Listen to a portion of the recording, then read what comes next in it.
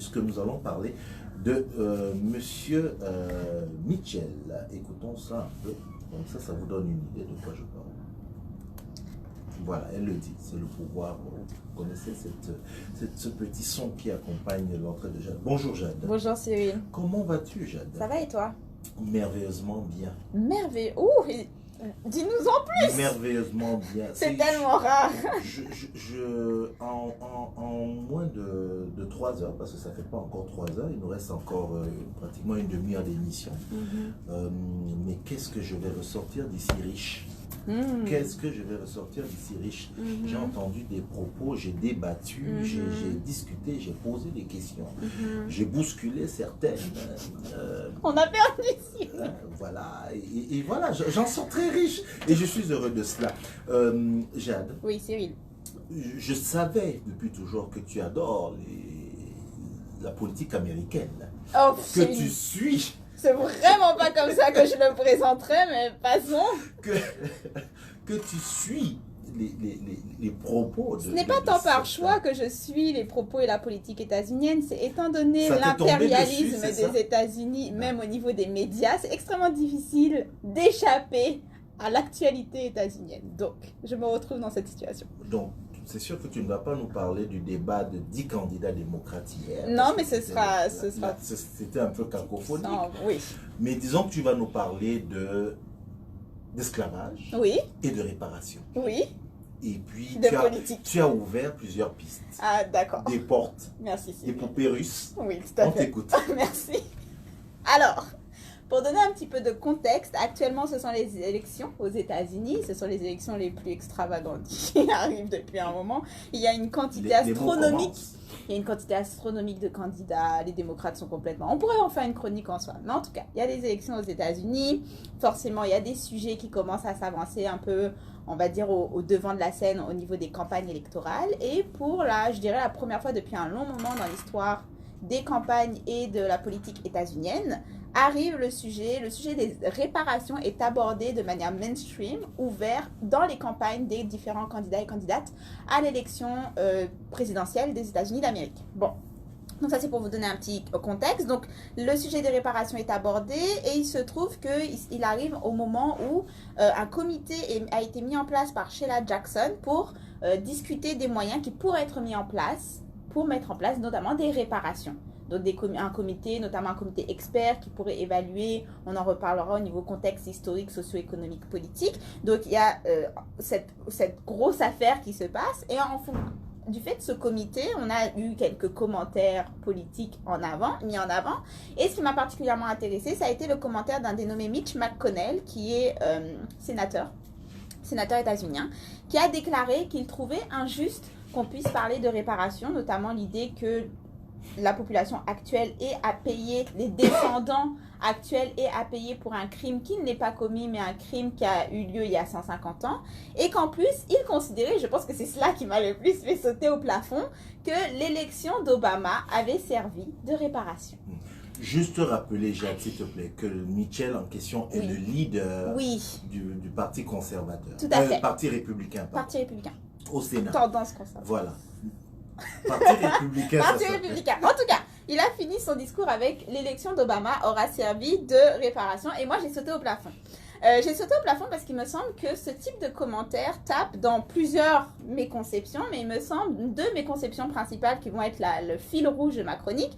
Tout d'abord, la méconnaissance complète de quoi on parle lorsqu'on parle de réparation, et également la méconnaissance complète de ce que représente l'élection d'Obama et du type d'héritage qu'il a laissé, qui n'est pas forcément un héritage qu'on devrait applaudir. Petit spoiler, petit avant-goût de ce que je vais traiter dans ma chronique. On va commencer par parler... Merci. On va commencer par parler de réparation, notamment par rapport aux méconceptions.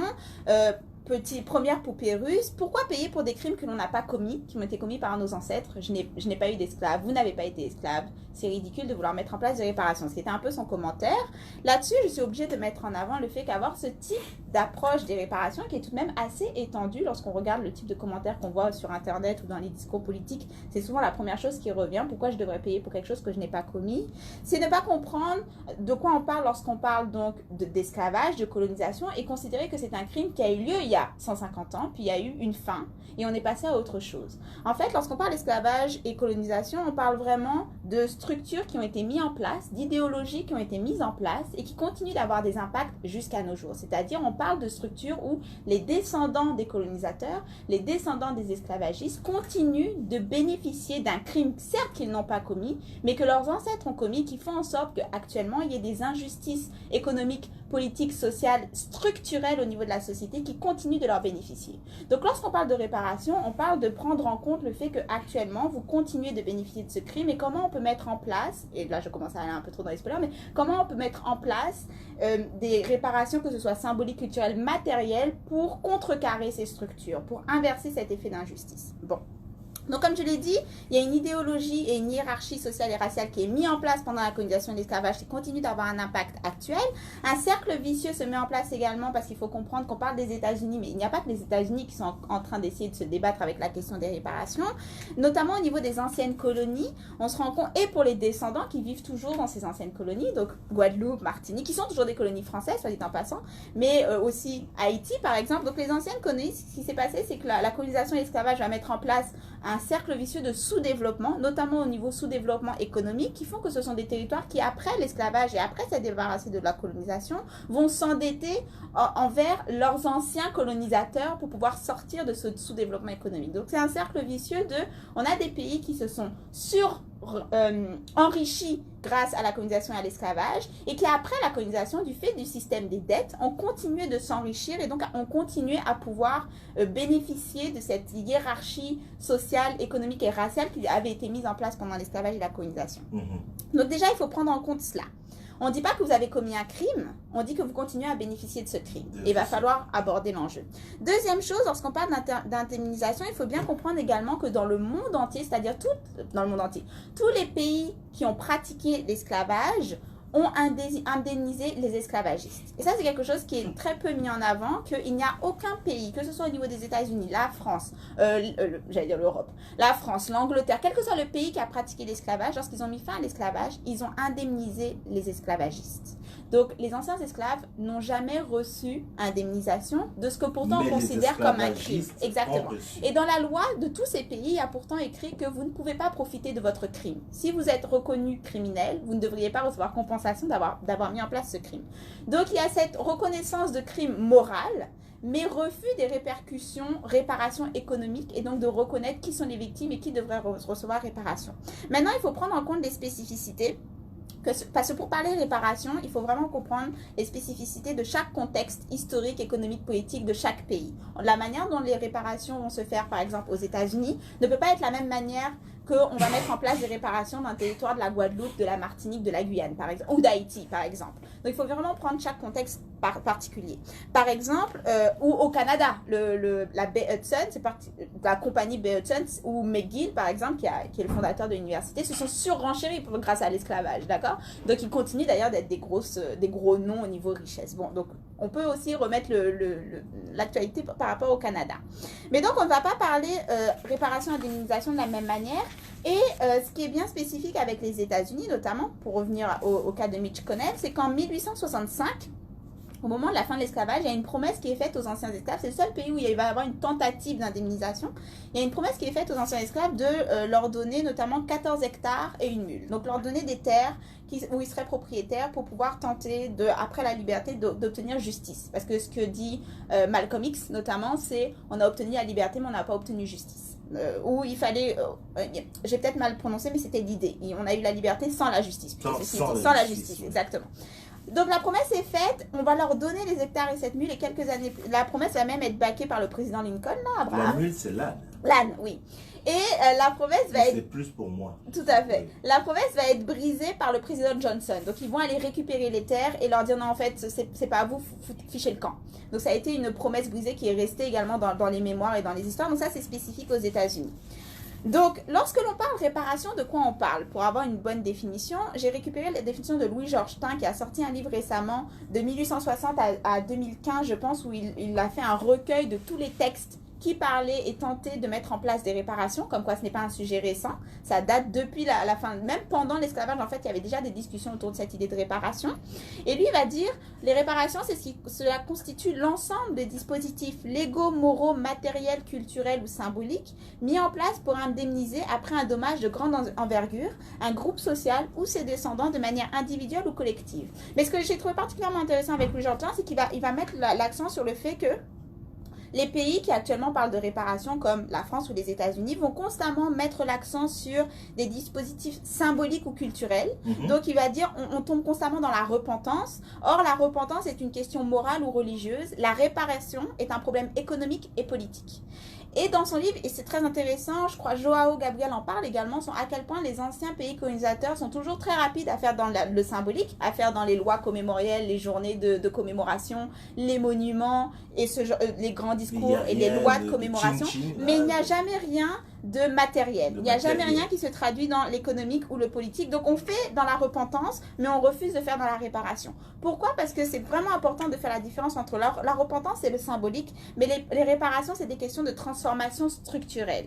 D'accord? N'oubliez pas, il y en a un qui considère que l'élection d'Obama, ça a été une réparation. Non, une réparation, lorsqu'on parle de transformation structurelle, c'est-à-dire on prend en compte un système actuel qui continue de bénéficier aux descendants de criminels, et on veut faire en sorte que cette structure soit démolie, hein, on la met à bas, soit mettre en place des systèmes qui contrecarrent les effets de cette injustice structurelle.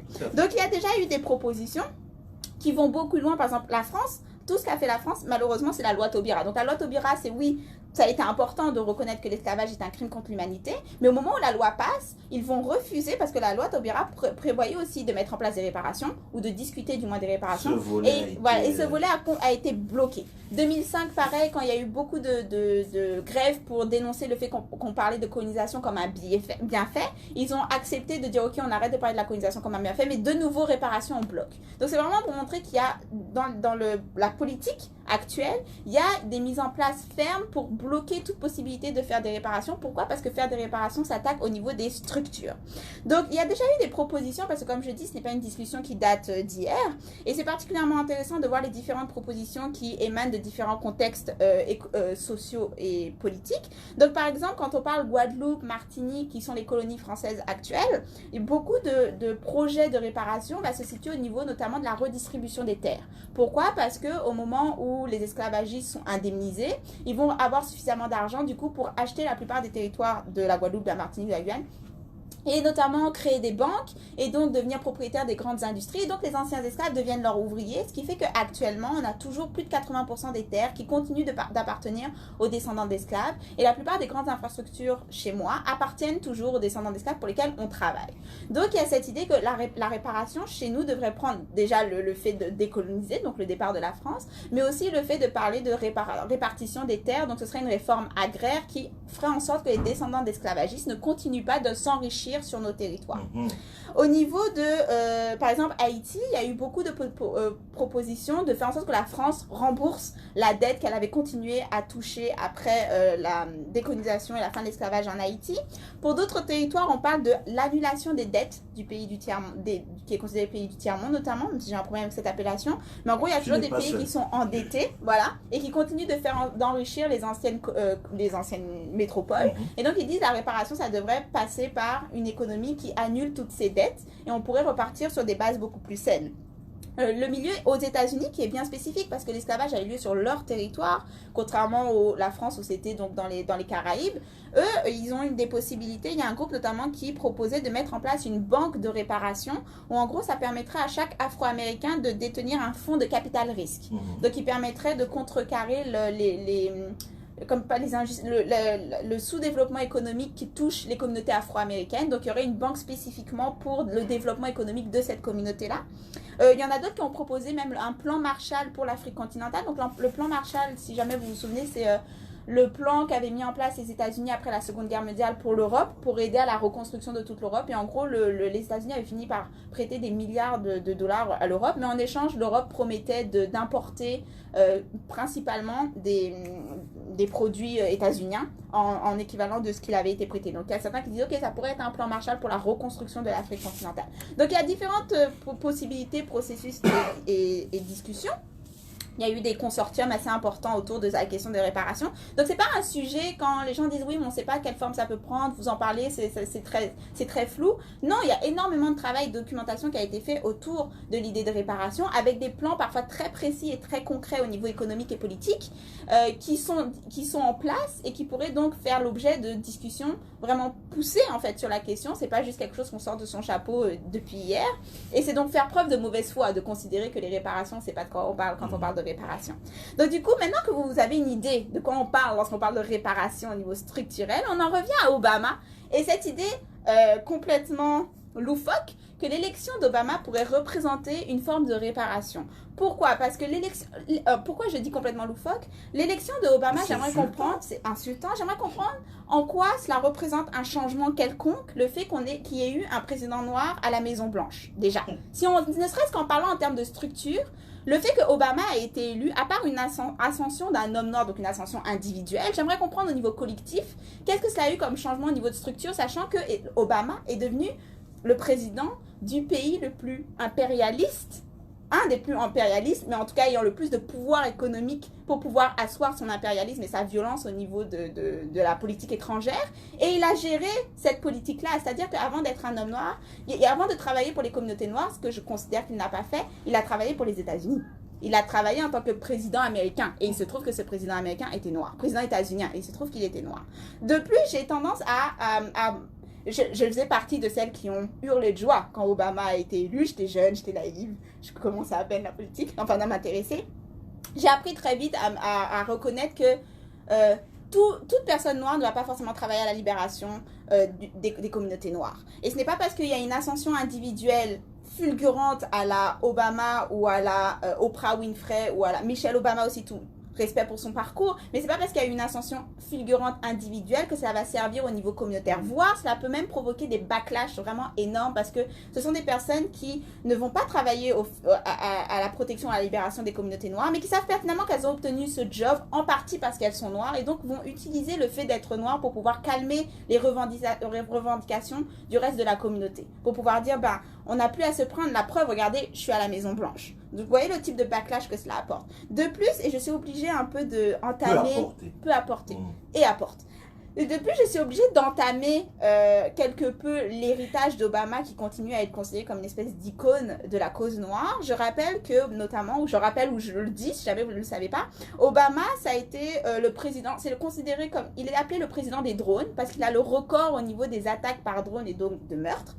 Lorsqu'il est arrivé, en sa première année de présidentielle, il a fait plus d'attaques dans la guerre contre la terreur que tout le mandat de Bush, notamment contre les pays du Pakistan, la Somalie, le Yémen. Et notamment, en fait, Obama a fait en sorte de mettre en place un pouvoir qui lui permet d'attaquer par les drones et de causer des morts sans aucune rétaliation au niveau droit et juridique. D'accord? Donc, il y a eu ça. Il a permis l'expulsion de plus de 2 millions d'immigrants. Donc, on peut hurler à la politique d'immigration que Trump est en train de mener. Mais ce que Trump est en train de mener, Obama l'avait bien mis en place avant l'arrivée de Trump et dépasse le niveau au niveau du nombre d'expulsions. En 8 ans, comme j'ai dit, il a expulsé plus de 2 millions de femmes, familles, enfants. Le fait que Trump ait pu actuellement mettre des familles, des enfants, des femmes dans des prisons, cages à ciel ouvert en attendant de pouvoir gérer leur dossier, il a pu le faire parce que Obama l'a mis en place.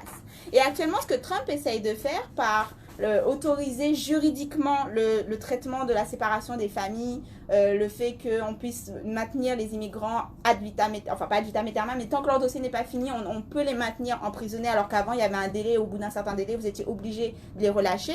Le fait qu'il essaye de faire sauter les verrous juridiques qui lui empêchent de mettre en place ce type de politique, ce sont des verrous juridiques qui avaient été mis en place en 2014 pour bloquer Obama, parce qu'Obama essayait de le faire. Et donc les juges ont mis en place ces verrous juridiques pour dire non, on va bloquer ça parce que c'est inhumain. Et ce que Trump est en train de faire, c'est juste d'enlever les verrous qui avaient été imposés à Obama. La différence qu'il y a entre la politique actuelle de Trump aux frontières états-uniennes et la politique d'Obama, c'est la séparation des familles, c'est-à-dire la séparation des enfants avec les parents qui devient automatique dans le traitement au niveau de la frontière, alors que sous Obama, ce n'était pas le cas. Mais tout ce qui lui a permis d'arriver à ce niveau-là a été fait déjà sous Obama. Autre chose également, c'est que... j'aurais tellement de choses à dire sur Obama, mais au niveau... Obama représente un certain élitisme, une politique de classe, qui au niveau, même sans parler au niveau étrangère, au niveau immigration, où il a été une catastrophe. C'est pas parce que c'était un président noir qu'il a travaillé au niveau de l'immigration ou au niveau de la politique étrangère des États-Unis à travailler avec moins de néocolonialisme. Au contraire, il a travaillé au colonialisme et au néocolonialisme des États-Unis. Mais au niveau interne également, il a mis en place beaucoup de règlements, lois ou politiques qui ont fini par avoir un backlash sur les communautés noires. Je pense notamment au fait qu'il avait mis en place des programmes qui ciblaient spécifiquement les hommes noirs pour pouvoir... Le programme de mentorat. Donc, pour pouvoir adresser la violence au sein des communautés noires, il faudrait que chaque homme noir soit le mentor d'un enfant noir. Et en gros, il y avait eu tout un discours qui finalement, on le voit aujourd'hui, a renforcé l'idée que les injustices et les politiques de violence qui se trouvent actuellement au sein des communautés noires et la responsabilité des hommes noirs, avec une politique qui était complètement avec un angle mort par rapport aux filles et aux femmes. Bon, on pourrait aller très très loin dans pourquoi Obama ne devrait pas être considéré comme une icône de la lutte noire, mais bon. Pour conclure, quand on considère que l'élection d'Obama pourrait servir de réparation, c'est ne pas comprendre et avoir une complète méconception de quoi on parle quand on parle de réparation, de quoi on parle lorsqu'on parle d'une élection au niveau des États-Unis, de quoi on parle lorsqu'on parle de l'héritage d'Obama, de quoi on parle lorsqu'on parle de l'impérialisme des États-Unis et de quoi on parle lorsqu'on parle d'infrastructure et de discrimination structurelle, c'est-à-dire au niveau économique, économique, social, la justice politique qui ont des racines depuis la période esclavagiste, depuis la période coloniale. C'est aussi ne pas comprendre que toute personne noire ne travaille pas à la cause des Noirs. Et donc l'ascension individuelle, qui n'est pas spécifique à Obama, on pourrait dire en France par exemple, Sibeth Ndiaye, qui était devenue la porte-parole du gouvernement, ou Lori Lightfoot, la maire queer de Chicago, celle qui se présente comme candidate aux États-Unis, Kamala Harris. C'est tout on pourrait aller encore et encore sur les exemples de différences que peuvent avoir les différences de classe au sein des luttes des causes noires. C'est-à-dire, en fonction de la classe auquel vous appartenez, vous pouvez travailler vraiment fortement au maintien du statu quo parce que vous avez tout intérêt à maintenir le statu quo. Parce que votre appartenance de classe vous donne trop de privilèges au niveau individuel. Et donc, vous luttez contre ce statu quo, ce serait lutter contre vos propres intérêts. Donc, vous choisissez les intérêts personnels plutôt que les intérêts de la communauté. Il faut également comprendre que au niveau des réparations, ce n'est pas un sujet vague, c'est un sujet qui a été extrêmement discuté, c'est un sujet qui mérite d'être étudié. Ce qui se passe actuellement aux États-Unis est plutôt intéressant parce qu'ils essaient de mettre en place un comité un comité d'experts qui va faire le travail d'évaluer au niveau de toutes les structures de la société états-unienne ce que représentait le crime de l'esclavage et l'impact que cela a encore aujourd'hui et voir comment du coup on peut mettre en place, comme j'ai dit, donc des logistiques matérielles, politique, économique pour contrecarrer l'impact de l'esclavage. Et je pense que c'est un travail d'étude et de recherche qui devrait être mené dans chaque contexte spécifique. Parce que comme j'ai dit, réparation aux États-Unis ne va pas être réparation en Guadeloupe, ne va pas être réparation en Haïti, ne va pas... Voilà. Il faut aussi faire la différence entre les réparations qui devraient être mises en place par rapport à l'esclavage et pour certains territoires, c'est esclavage et colonisation, alors qu'il y a aussi des discussions à avoir sur les réparations là où il y a eu colonisation, où il n'y a pas forcément eu esclavage, mais il y a eu colonisation et donc ça a créé ce cercle vicieux de sous-développement des anciennes colonies. Et enfin, je voulais rappeler qu'il y a énormément de choses pour lesquelles je suis pas fière, mais je reconnais le travail et on va dire, l'importance de l'événement qu'a représenté l'élection d'Obama à la Maison-Blanche. Je suis contre le fait qu'on lui donne constamment cette carte blanche sur il a été une icône pour les mouvements de la communauté noire. Pour moi, c'est pas le cas. Il y a énormément de choses qui doivent être critiquées et remises en cause. Et également, ça rappelle l'importance de parler également impérialisme, de parler colonisation lorsqu'on parle des violences qui se passent par rapport aux États-Unis. Parce que trop souvent, les mouvements de droits civiques aux États-Unis ou le mouvement autour des droits afro-américains ou la solidarité noire aux États-Unis s'arrête aux frontières. C'est-à-dire que cette solidarité pour les Noirs du reste du monde ou pour les personnes racisées du reste du monde, elle ne fonctionne pas. Donc pour moi, par exemple, célébrer que les Noirs aient pu intégrer, je sais pas moi, l'armée états-unienne, comme si c'était une avancée dans l'équité et l'égalité des droits. Donc on devrait célébrer le fait que vous ayez le droit maintenant d'aller tuer dans le reste du monde d'autres Noirs, parce que je vous rappelle que l'armée états-unienne est l'une des armées les plus meurtrières au monde. Enfin, passons. Donc c'était ma petite chronique coup de cœur du jour. Pas de coup de cœur, coup de gueule. Coup de gueule plutôt. Parce que coup de cœur. On va dire coup de gueule. Merci. Le seul aspect, quand tu as parlé de Obama icône noire, en fait, c'est l'idée même seulement que l'élection d'un noir, quel qu'aurait été le bilan du noir élu, quel qu'aurait été le bilan, l'idée même de penser que les réparations valent l'élection d'un noir, ça c'est ça la première idée. Ça parce dépasse que après la présentation que tu as faite de ce que peuvent être les réparations, de ce que recouvrent les réparations, rien que de dire ça, c'est comme tu as dit, c'est pas l'élection d'un noir, c'est pas les noirs dans l'armée, c'est pas des victoires. Il y a quelque chose que j'ai beaucoup aimé dans l'article de Joao Gabriel, c'est justement là-dessus.